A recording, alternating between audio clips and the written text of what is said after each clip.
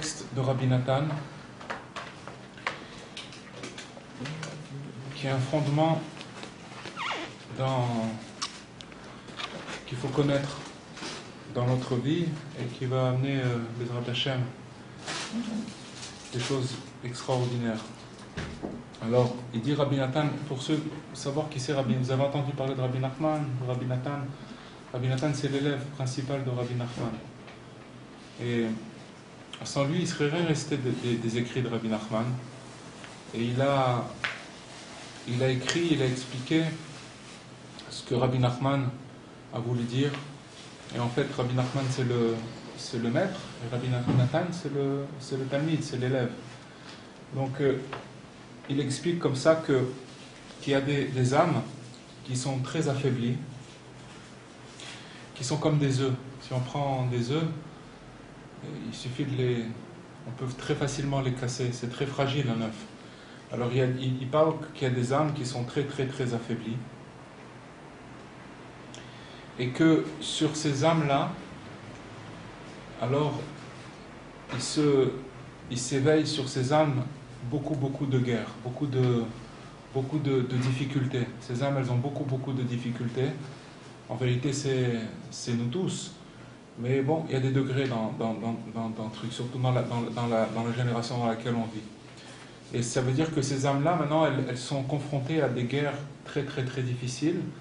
Pourquoi ? Parce que, comme elles sont faibles, alors les Yetzirara, ils les attaquent encore plus fort.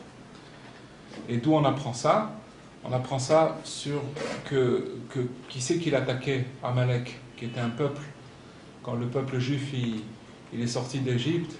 Alors il y avait des traînards, ceux qui étaient un petit peu qui étaient en recul, qui avaient du mal à suivre le peloton, et Amalek, qui était un peuple, c'était ces âmes-là qui l'attaquaient et qui les faisaient tomber. Donc Rabbi Nathan, il parle de ces âmes. Et les tzadikim véritables, tout leur travail dans chaque génération, c'est de réparer ces âmes-là, qui sont à la traîne, qui ont du mal. Et c'est pour ça d'ailleurs que le Mashiach, il n'est pas encore arrivé. Parce que tant que ces âmes, elles n'ont pas été réparées, et alors c'est pas possible c'est pour ça que la galoute, l'exil, il traîne, parce que à cause de ces âmes-là. Alors, donc les tzadikim véritables, ils s'occupent, ils s'emploient à réparer ces âmes qui sont affaiblies, qui sont faibles. Maintenant quand ces âmes-là, elles ont le mérite d'arriver chez le tzadik, ça veut dire qu'elles viennent pour recevoir leur réparation. C'est quoi leur réparation ? C'est d'après leur état, comme ces âmes elles sont abîmées, d'après leur état, alors les tzadikim véritables, ils ont comment on appelle ça, ils ont la solution pour eux, ils ont le médicament approprié pour leur donner, d'après leur état, exactement qu'est-ce qu'il faudra faire pour réparer ces âmes-là. Donc ils ont le chemin. Maintenant, quand ces âmes, elles arrivent chez le tzaddik, qui, lui, il peut leur donner leur réparation, alors ils sont obligés, ces âmes-là, de passer par toutes sortes d'amertumes et de difficultés. Pourquoi ? Parce que pour recevoir cette réparation et se rapprocher du tzaddik, alors automatiquement, ils vont passer par des états d'amertume. Parce que c'est le chemin pour arriver vers la réparation. C'est pas quelque chose qui est... Mais maintenant, pourquoi on nous dit ça ? On nous dit ça parce que dès qu'on va vouloir, ou dès qu'on va ressentir une élévation, ou qu'on va vouloir se rapprocher, ou qu'on va vouloir faire quelque chose, automatiquement, on va ressentir un antagonisme, ou on va ressentir une amertume. Et pourquoi les tzadikim nous disent ça ? Pour nous prévenir que c'est pas quelque chose... Parce que si on croit que ça se passe d'une façon facile, c'est pas comme ça. Mais dans ces paroles-là, il y a aussi la solution, comment tenir et comment faire pour pouvoir passer toutes ces difficultés. Maintenant, quelle est la réparation et la purification de ces âmes-là? Le principal, c'est une seule chose, c'est qu'ils puissent se renforcer très très fort et qu'ils ne se découragent pas d'eux-mêmes. Se décourager de soi-même, ça veut dire que quand on voit que des fois nos actions elles ne sont pas comme il faut, alors on arrive à des conclusions où on dit c'est pas pour moi, ou j'y arriverai pas, ou j'ai essayé, etc. Ça veut dire qu'on commence à se décourager de soi-même, et ça c'est la chose qui est la plus dangereuse. Donc il dit maintenant comment faire. Il donne maintenant le premier conseil qu'il donne, c'est comment faire pour recevoir cette purification, parce que ces âmes elles sont affaiblies parce qu'elles se sont éloignées, et maintenant elles n'ont pas d'énergie, elles n'ont pas de force. Toute l'énergie elle vient de l'âme. Donc quand l'âme elle a été abîmée, toutes nos âmes elles ont été abîmées, alors on n'a pas d'énergie, on n'a pas de force, on voudrait mais on ne peut pas, trop, ça a l'air d'être pour nous une montagne. Et c'est une illusion, parce que tout est possible, c'est possible, c'est tout à fait possible, seulement on le voit comme quelque chose de très très grand. Et maintenant il dit que comment on fait pour arriver à se purifier, c'est par le fait que on ne se décourage pas de soi-même. Ça veut dire qu'on continue à vouloir. Seulement d'espérer qu'on va recevoir la chose qu'on attend, la Yeshua qu'on va recevoir, ce qu'on voit que pour l'instant on n'y arrive pas, mais d'espérer. C'est marqué que l'espérance, dès qu'une personne elle commence à espérer, elle établit une connexion, c'est comme une espèce de tuyau qui nous connecte à l'au-delà, et Hachem, à partir du moment où la personne, même si elle est très très loin, mais rien qu'elle espère que ça va s'arranger, dans n'importe quelle situation dans laquelle elle se trouve, elle va être alimentée d'une force qui va la faire tenir au moment, dans la situation dans laquelle elle se trouve, rien que parce qu'elle espère. Donc maintenant, ce qu'il dit ici, c'est que ce qu'il a à faire, puisqu'il doit passer toutes sortes d'amertume, et donc c'est des états d'âme où il va monter, descendre, remonter, redescendre, etc. Ce qu'il doit faire, c'est qu'il doit espérer et de pas se décourager de soi-même, et d'espérer, c'est l'espérance. Comme c'est marqué, j'espère en toi tout le temps, toute la journée.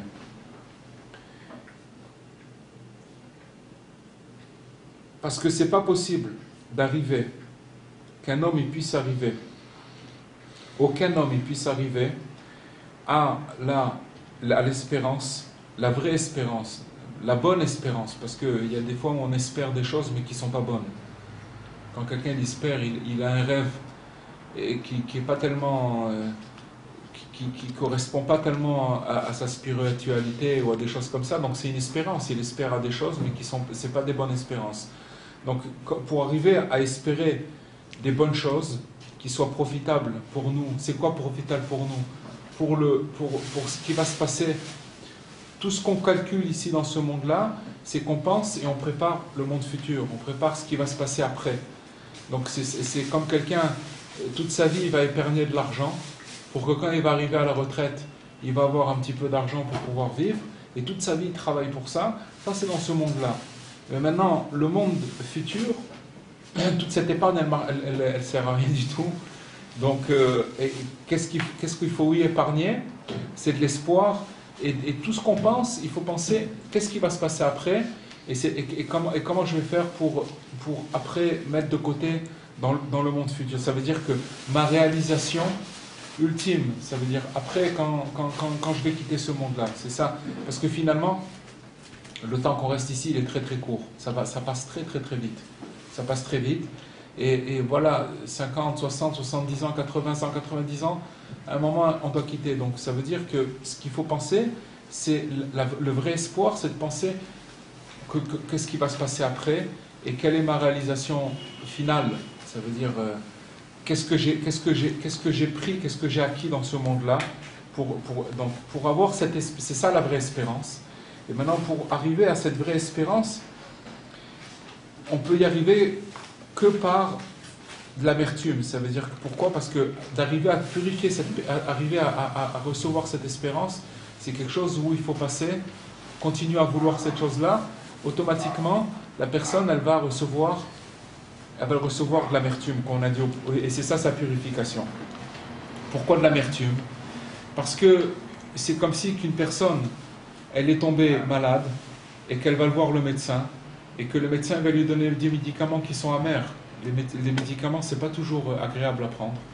Mais quand une personne elle prend des médicaments, elle doit savoir que ces médicaments-là, ils sont là pour le guérir, même si c'est amer. Il souffre de les prendre, mais c'est pour le guérir.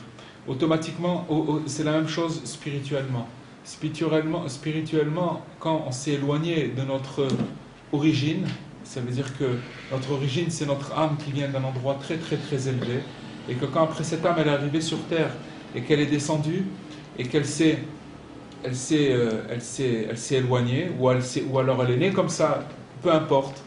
À partir du moment où il doit opérer un retour, ça veut dire une purification de cette âme, automatiquement il va être obligé de passer par une amertume.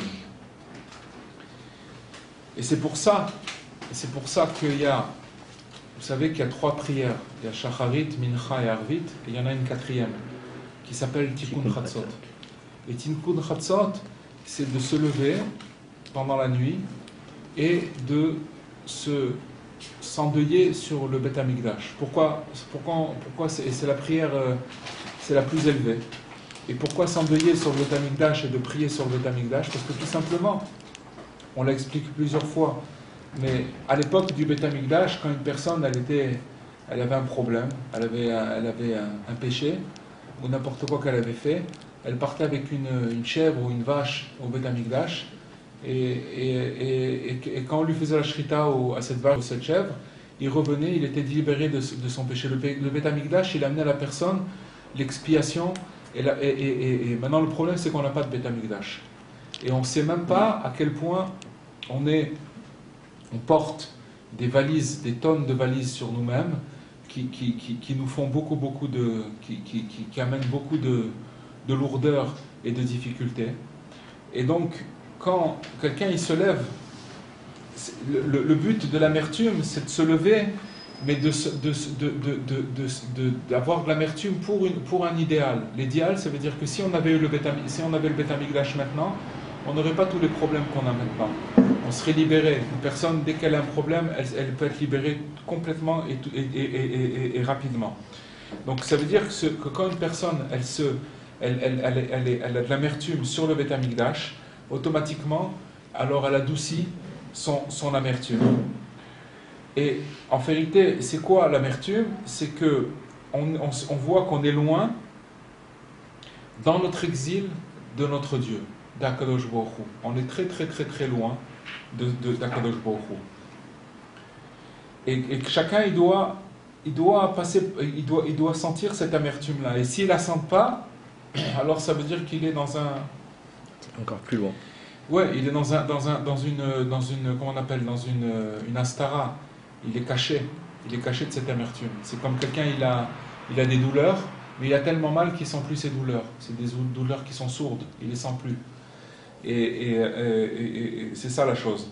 Pourquoi? Parce que tant qu'on est en exil et que Mashiach il n'est pas venu et qu'on n'a pas reçu le Beth Amikdash, alors on est très très très très loin parce qu'on n'a pas de boussole, on n'arrive pas à revenir, on n'arrive pas à trouver le chemin pour revenir et pour apaiser notre âme.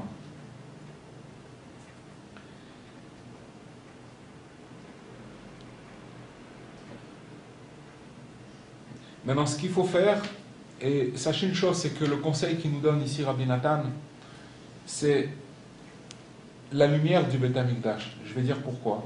Parce que ça veut dire que malgré qu'on n'a pas le Beth Amikdash, si on arrive à intégrer ces idées dans notre vie et à les mettre en pratique d'une manière la plus simple possible, alors on arrive à recevoir un rayon du Beth Amikdash. Et voilà ce qu'il dit maintenant. Il dit que ce qu'il faut, c'est se renforcer beaucoup, beaucoup, et de se consoler à soi-même, à chaque fois, d'être des prisonniers de l'espoir. Asir et Tikva. En hébreu, c'est Asir et Tikva. Asir, c'est un prisonnier. Asir et Tikva, ça veut dire des prisonniers de l'espoir. Ouais, mais des fois, vous avez dit, on a des mauvais espoirs. Non, alors après, il va développer. On parle maintenant du bon espoir, mais après, il va faire, vous allez voir, c'est une étude extraordinaire. D'être des prisonniers de l'espoir. Parce qu'il faut être prisonnier et attaché à l'espoir véritable, mais vraiment attaché à ça.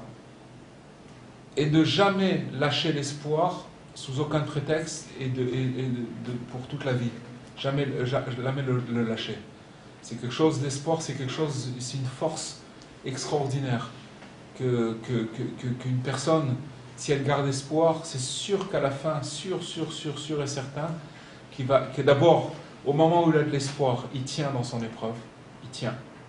Hachem lui donne la force de tenir, parce que à partir du moment où il espère, il est branché directement avec Hachem, et Hachem, il lui fait passer dans cet espoir, dans ce canal, il lui fait passer les forces pour pouvoir tenir là où il se trouve, maintenant dans son épreuve. Peu importe l'épreuve dans laquelle il est, à partir du moment où il espère, alors toute son épreuve, elle change complètement.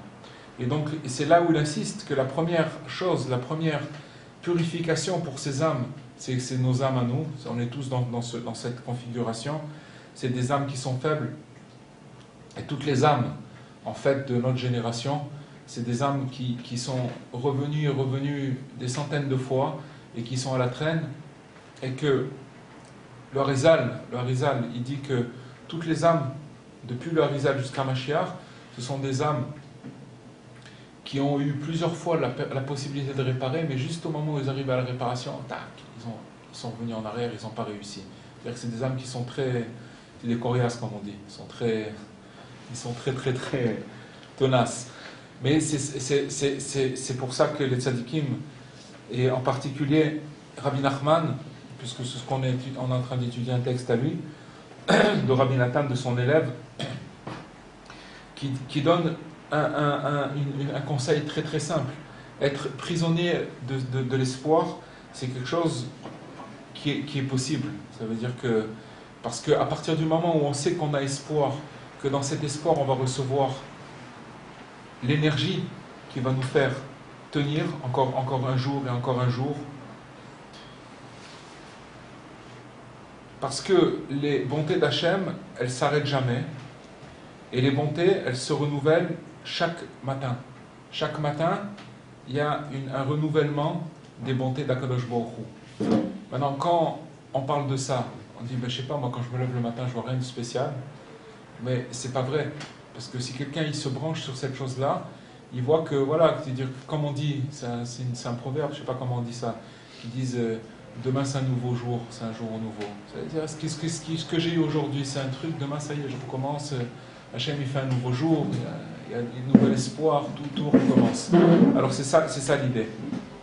Et que la bonté d'Akadosh Baruch Hu, elle se renouvelle chaque matin. C'est pour ça que c'est important d'espérer et de la rédemption d'Akadosh Baruch Hu, qu'Hachem va nous envoyer du bien. Parce que c'est sûr que celui qui va vouloir se rapprocher de la sainteté c'est du bien, c'est le bien, il va vouloir se rapprocher du bien véritablement, alors il va être obligé de passer par cette amertume. Mais seulement le principal, c'est d'être très fort dans l'espoir, mais l'espoir de sainteté. Parce que tout à l'heure, comme il a dit Dylan, qu'il y a un espoir aussi, on l'a dit, qu'il y a un espoir qui n'est pas bon non plus. Et on va expliquer ce que ça veut dire. Maintenant, vous savez qu'il y a une halakha dans la Torah sur les œufs, les betsim. Que comment on peut reconnaître un œuf qui est kasher d'un œuf qui n'est pas kasher? Comment on fait pour reconnaître? Vous savez? La trace de sang. Hein? Non, ça c'est quand un œuf qui est kasher, qu'on l'ouvre et qu'il y a du sang, effectivement on ne peut pas le manger. Mais je veux dire, quand l'œuf il est blanc. Hein? Les blancs. Non plus. Non, ça peut être... Alors, je vais vous dire, c'est que quand l'œuf en haut, il est pointu, et en bas, il est ovale. Ça veut dire qu'il vient d'une bête qui est cachère, qui est consommable. Si un œuf, par exemple, l'œuf d'un, je sais pas moi, l'œuf d'un... Hein? D'un dragon. Ouais, ou l'œuf d'un... Ouais. Un œuf d'un animal. Hein? Donc tauron, c'est Tauron. Et on va problématique. expliquer, Rabbi Nathan, il va expliquer qu'est-ce que ça veut dire. Pointu, ovale, c'est une étude extraordinaire, mais c'est quelque chose de très très très fort. Et donc c'est allusionné chez les Chachamim quels sont les signes pour reconnaître, donc on a dit, si l'œuf il est cachère. Alors si par exemple un œuf il est pointu, ça veut dire de chaque coin il est pointu, c'est sûr que c'est un œuf qui n'est pas cachère. Et s'il est rond complètement, non plus il n'est pas cachère. Parce qu'il explique Rabbi Nathan que c'est le chemin des gens, des Rechaïm, des impies, et de ceux qui sont très très loin de la vérité, que quand il tombe sur eux une tristesse ou une galère ou une épreuve, un problème, alors ils n'arrivent pas à se consoler.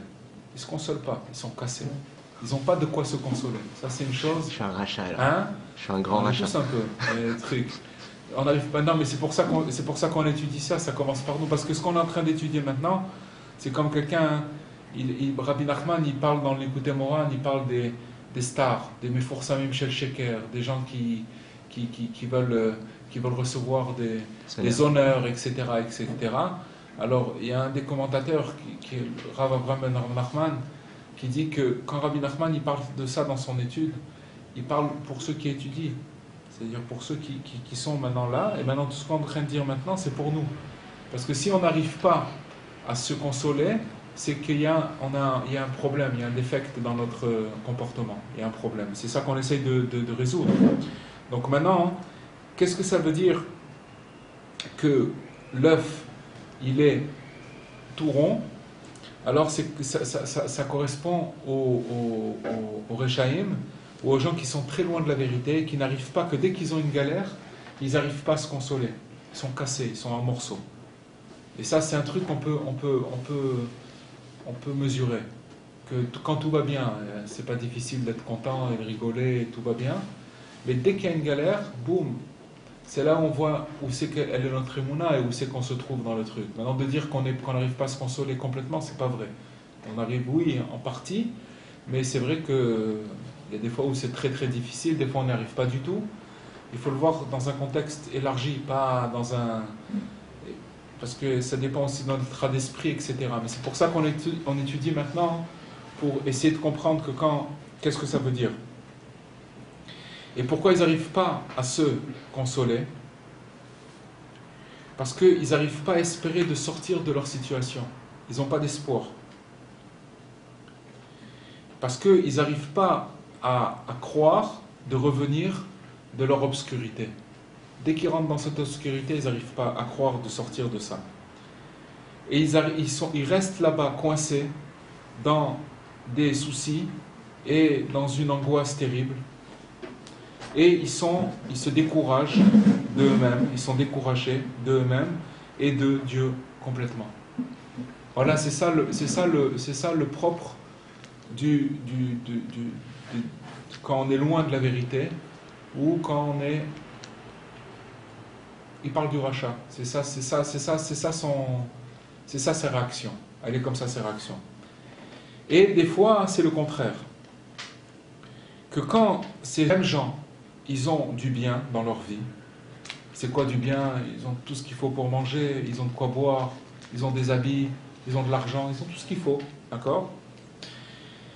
Alors, qu'est-ce qu'ils font? Ils s'éclatent. Ils rigolent, ils sont super joyeux, ils sont... D'accord? Et que toute leur vie, c'est la fête. Ce qu'on appelle les fêtards. Toute leur vie, c'est de la fête et tout, voilà. Et ils font pas attention, ils réfléchissent pas à la fin. La fin, ça veut dire qu'il y a une fin. On ne peut pas rigoler toute la vie. Il y a une fin. Il faut être joyeux. C'est pour ça que là, vous allez voir que l'étude de Rabbi Nathan, elle donne un chemin clair. Clair, c'est pas qu'elle dit... elle donne un schéma. Parce que pourquoi on parle comme ça? Parce que c'est pour faire montrer après où elle est notre place à nous et comment... Et ça faire montrer où on en est aussi à nous, précisément, et où il faut se diriger pour être heureux dans ce monde-là et préparer notre avenir. Donc, qu'est-ce que c'est ces gens-là? Ces gens-là, et c'est un peu nous tous, d'accord, dans chacun là où il se trouve, mais c'est que quand ils ont une galère, ils n'arrivent pas à se relever, et quand tout va bien, alors ils s'éclatent, ils sont contents, ils rigolent, et toute leur vie c'est la fête. Et ils ne pensent pas du tout à la fin. Et ça, c'est ça qui s'appelle que les deux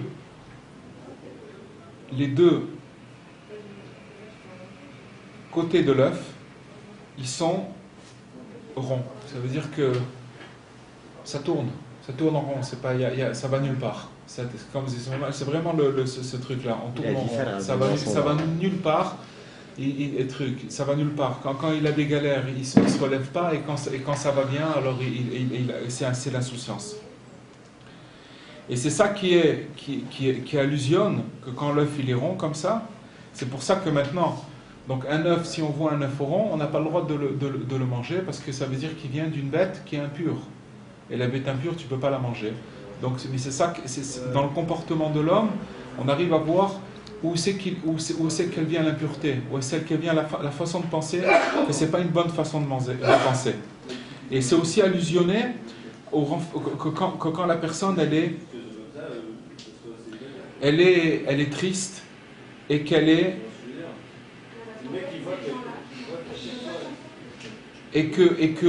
triste et qu'elle est en deuil. Ça représente le deuil. Parce que quand... Excusez-moi.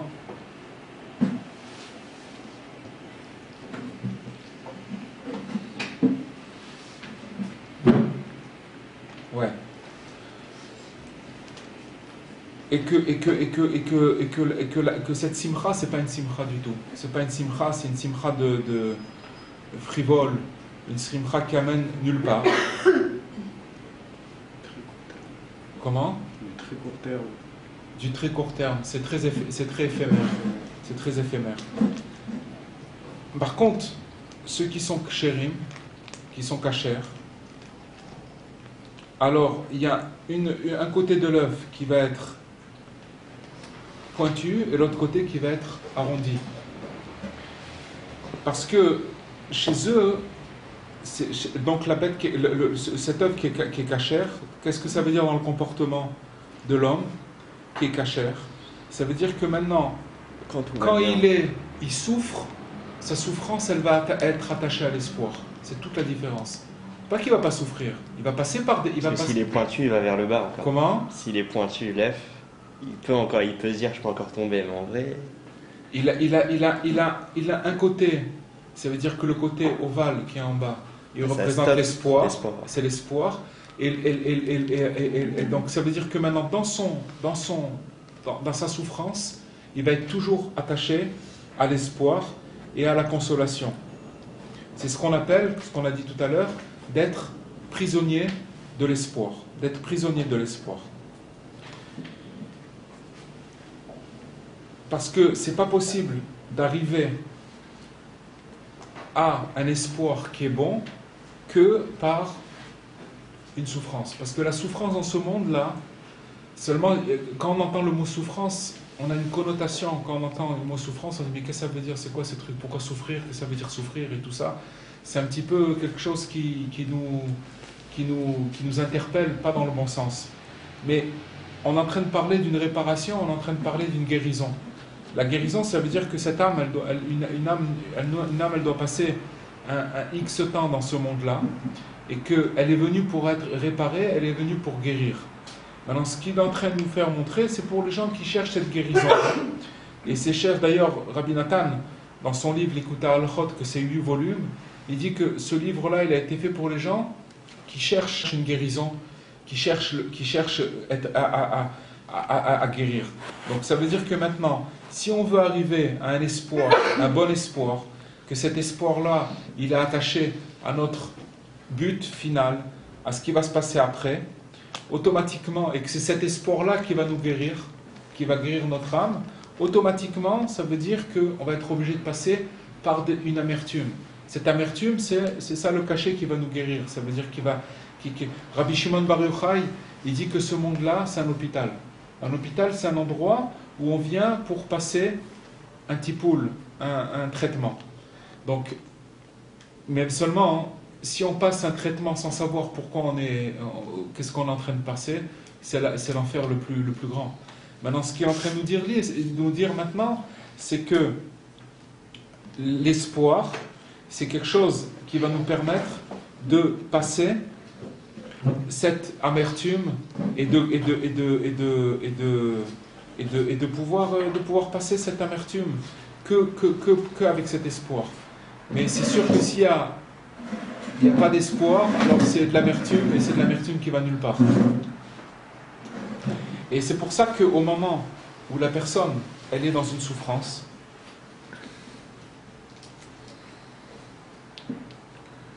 et que cette personne-là, elle se renforce et elle se donne des encouragements de vie à soi-même dans l'espoir, ça veut dire avec des pensées d'espoir, ça va s'arranger, Hachem il me laissera jamais tomber, Hachem il est avec moi maintenant, des paroles comme ça, automatiquement les tzadikim ils nous promettent que il y aura une fin qui sera bonne. À la fin, tout va s'arranger, tout va se transformer dans le bien. Maintenant, ce qu'il nous dit Rabbi Nathan, c'est que même des fois, on peut avoir un œuf qui est avec un bord arrondi et un autre bord pointu, qui a toute l'apparence d'un œuf qui est cachère, mais en vérité, il n'est pas cachère. Il y a aussi des sortes d'œufs comme ça, et qu'on n'a pas le droit de les manger,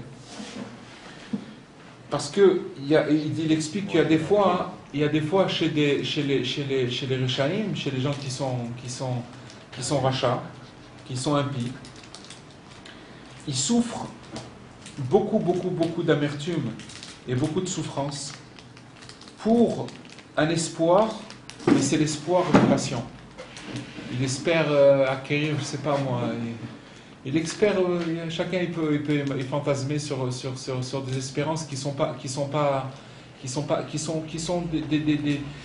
des passions de ce monde et qui amènent la personne à se dérouter complètement.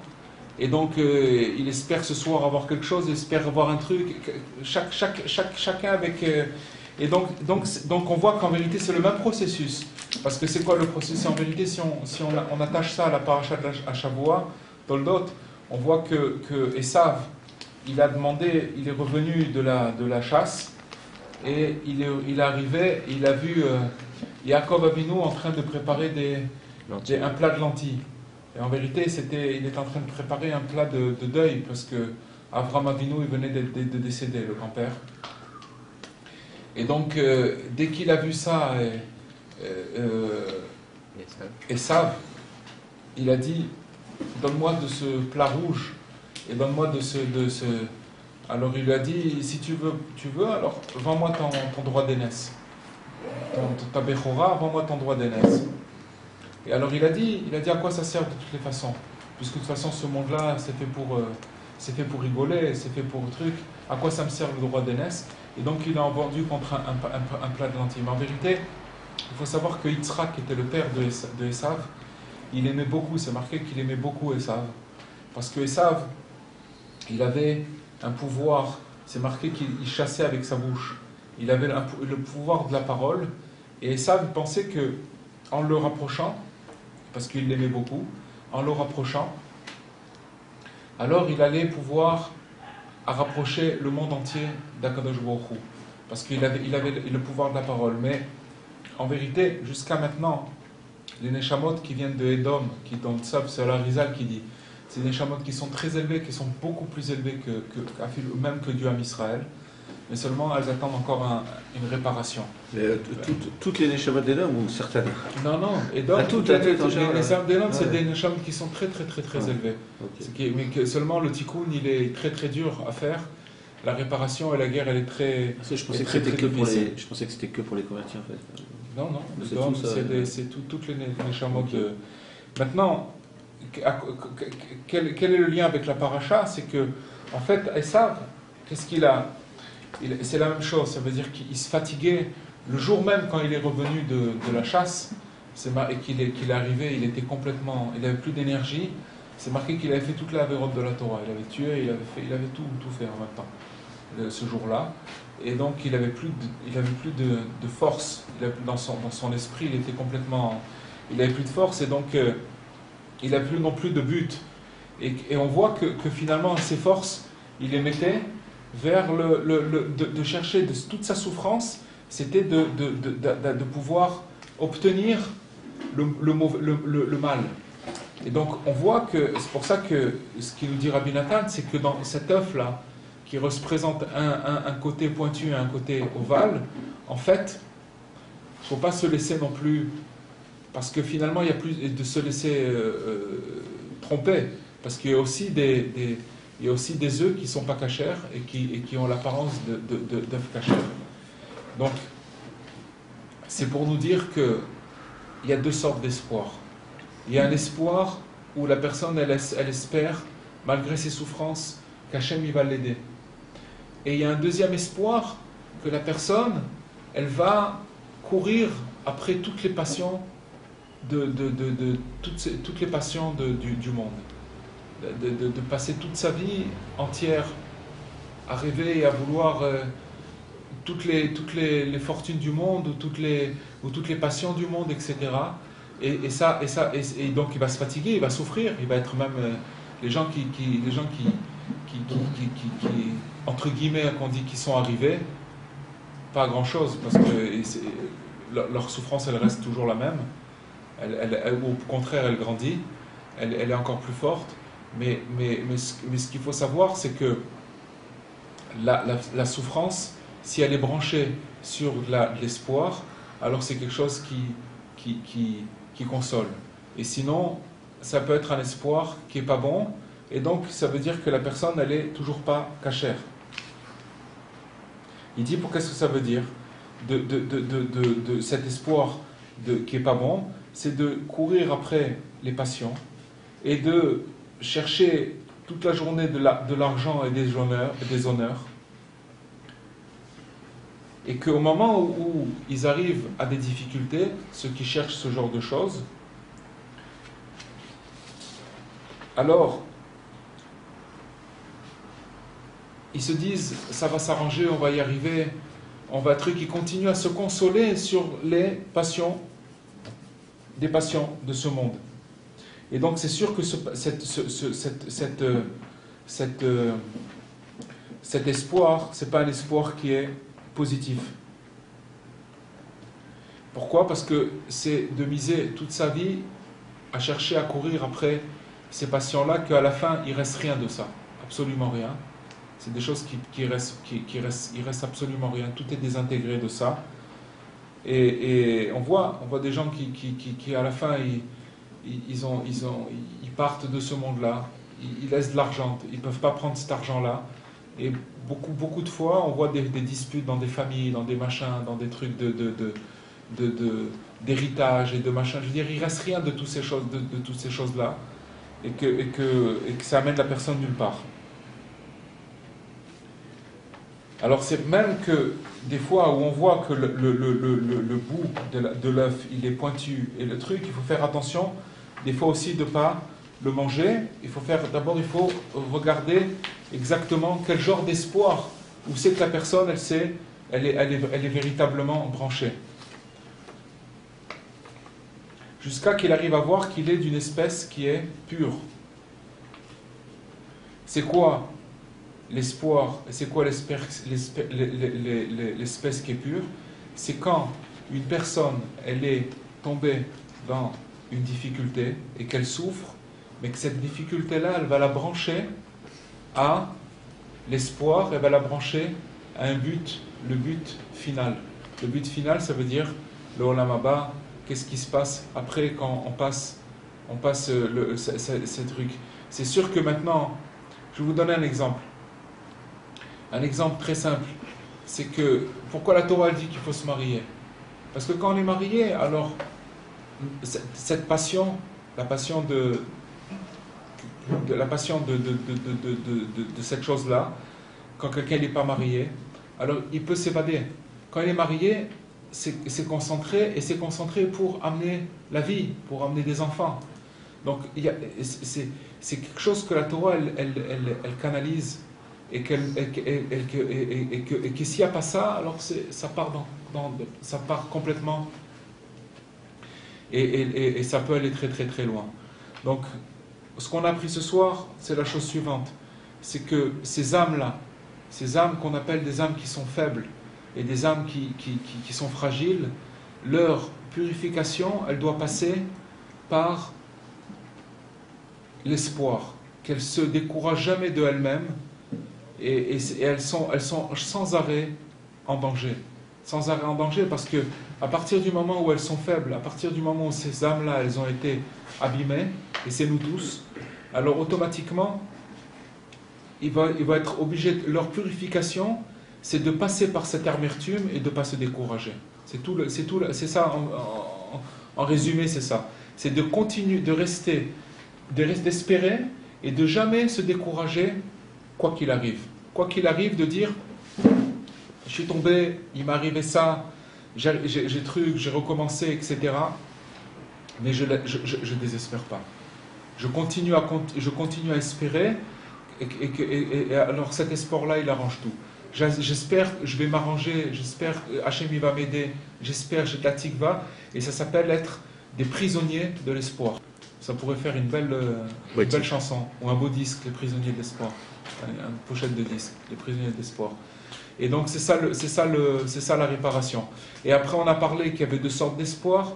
Il y a un espoir, c'est les prisonniers de l'espoir pour l'espoir futur, ça veut dire ce qu'on va recevoir de cet espoir qui va nous faire tenir dans notre épreuve, ou alors il y a l'espoir de courir et d'espérer toutes sortes de choses qui